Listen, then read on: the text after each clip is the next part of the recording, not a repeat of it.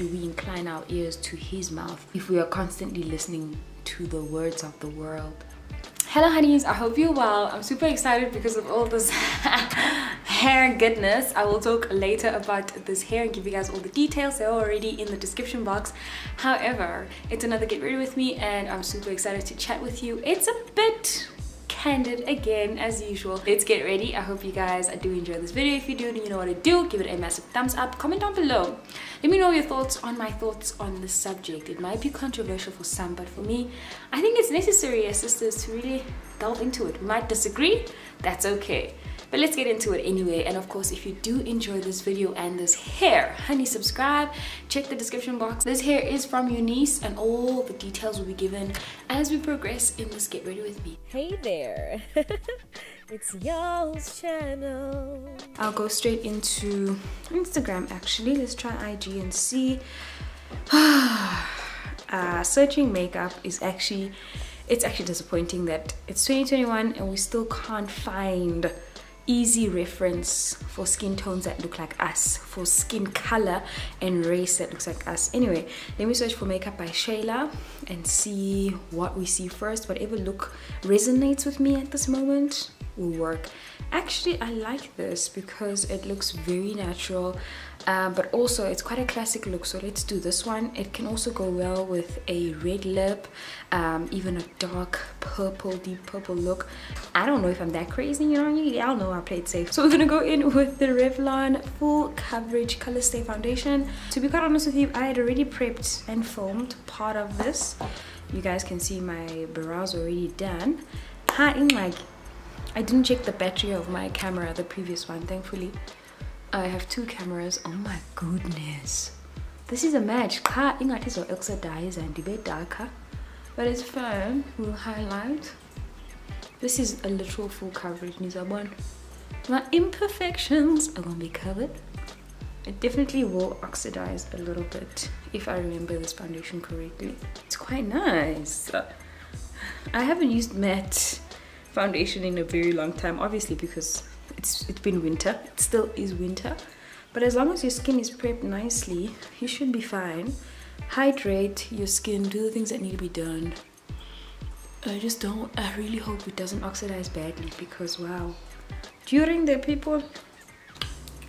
classic Born This Way Too Faced concealer, I still have it. Yes, I think my brush is too wet. Hey, people won't call you out. This is the internet, else. A sponge, actually. Yeah, that works. I hope this oxidization is not too bad. You know what I'm gonna try though? To lighten the face. You know, do those other things that those pro makeup artists do. I just hope it doesn't make me look ashy. Let's try. Let's see. Let's see what happens. Let's give Yolz a jawline. I started setting up. I don't know what it was, but it just hit me. Well, I do know it was the Holy Spirit saying, you know, we say we serve a present God, a God who will look after our present need. And I was also reminded by Fashion Breed, who once said that somebody's urgency should not be your emergency. And the two just clashed in my head because I was like, Lord, what does that mean? You are a present God, right? And I strongly believe that no one's urgency should be anyone's emergency. Does that also apply when we are asking God for something? Because a lot of the times we can say that, but at the back of our minds we want God to rush. God, you're a present God. Lord, you will supply to all of my present needs. As if God must be, you know, your superhero and just boom, supply right now. But he is the author of time, so should he not take his time? Does he not own the present, the past, the future? Yo, it's so important to dig in deeper so that we don't serve God out of convenience and almost negotiate our way through our Christianity and our walk with God, you know? It's just out of convenience. So we say, oh God, this is what your word says, therefore we'll just show up because this is what your word says. Not forgetting or notwithstanding the fact that he is certainly more than one thing. He is multidimensional. He is God. So if he's the author of time, who are we to tell him you are God of the present, therefore save me now type thing, you know? In fact, we are the ones here to serve. He's birthed us for a certain purpose in this world, and we are the ones who are supposed to serve that purpose in his time, in his will, you know, in his plan.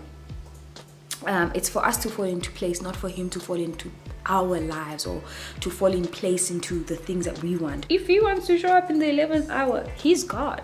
He reserves the right to do so. It's just hard to digest and accept that when our urgency feels like it needs to be his emergency. And I definitely want to hear your thoughts on the same subject in the comment section. What do you guys think? You know, how the way in which the world also can just quote. Somebody also said, like, I heard the other day, we seek words from people we look up to. Hopefully not me, because I ain't trying to be Usara Jakes. I love her, but I'm not trying to be anybody that I'm not. As in a prominent figure, even our pastors, where we look for words from them to puff us up and almost fill us, to get us through the week, to get us through trials and tribulations, when the Bible should be the first and last place where we get the real source. I ain't trying to say we shouldn't draw inspiration or listen to our pastors. Of course they're there, but I think the real voice of reason should always be the word of God. We also have to remember that above all things, his will, when we say your will be done, we also surrendering to him, reserving the right to do anything he wants to do in our lives, as and when he feels like it. Ask and allow him to give you the answer, because it gives a sense of entitlement in our walk with God. We would see, well, you need to show up. You said you would, so you show up. He's still God. Where's the serenity and the reverence? When are we putting him on the throne and actually allowing him to take over? Him who has the plans for our lives, him who has the promises, him who holds literally every single thing pertaining our lives, him who allows things to happen. Might be too dark as Yolz. I do believe in, you know, being able to speak things into existence, but with a huge pinch of salt, because the world has made that sound as though you just speak it and it is. Is that in the will of God? Are you walking in the light while you are saying things as you want them to be, you know? So it's a tough one, because we live in a world, again, that's all about these candles nowadays in manifestation. Hey, people won't come for me. I don't want nobody to come for me. But I think we should really, really be careful not to fall into the trap of the sensationalized word of God. Whatever walk you are in, just ensure that it is in the light and the will of God. That we don't do things because everyone is moving that direction. We know the path is narrow. So what does that mean? If the whole world and everyone else is just putting up candles and manifesting everything. Lord, what does this mean for my life? It's more like where we should be every single time. Lord, how do I apply this in my life? Is it applicable? Should I be applying this, Lord? Do you want me here, Lord? We can easily fall into the trap of not being set apart, but we are called to be set apart.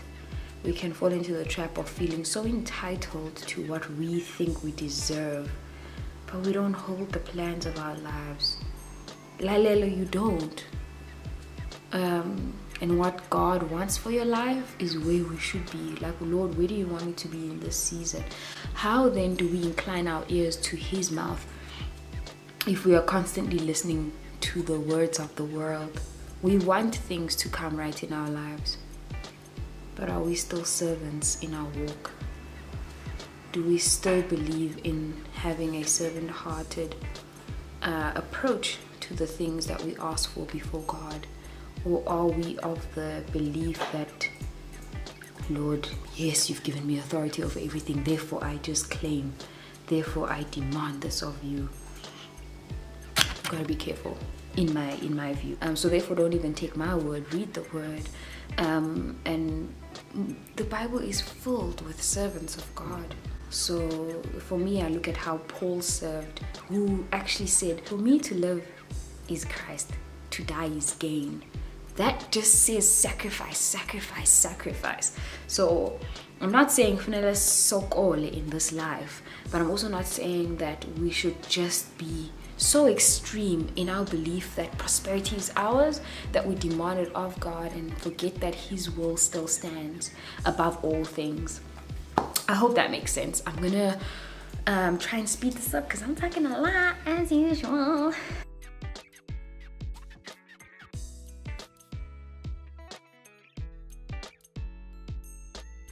I'm gonna add some blush. It's the color Floor on the Hermosa Floor Glow Gang palette. Ooh. So I did get a chance to just line my lips. Always on point, I always say this. It's a bit wild for y'all, but I like wild. I'm actually gonna build it up a little bit just to bring it over. We also shouldn't forget that at all times He lifts the lowly. In every single season we go through, He lifts the lowly, and God teaches us consistency. He is the constant. During the tough times that we go through, He stays the same. He remains the same. Most of the time I try and speak from my own experience. I'm coming from a place where I was fully subscribed in to the belief of we have to really just say it and claim it, and it's ours. Name it and claim it. But the more I got to dig deeper in spending time and fellowship with the Lord, I was just like, well, that doesn't sound like the type of relationship that you want me to have, where it's constantly about, well, what can I get out of it? And again, maybe it's because I'm in this season, because I keep repeating that. How do we grow from babes who need milk, you know, to eat, to eating meat, as Paul says? We grow by realizing that that which used to be at a time, maybe even relevant at the time, I don't know, in my life, is no longer. God doesn't want me there demanding things. God wants me asking and praying for things and believing that He will, but not demanding to an extent where, not demanding at all, where I expect Him to say yes, where His denials are not allowed, His delays are just too slow, like, Lord, you're taking too long, which I think sometimes prosperity gospel for me got me there, where I became impatient in my walk, where I was just like, your word says this, why aren't you showing up? And why aren't you showing up now? Why is my urgency not your emergency?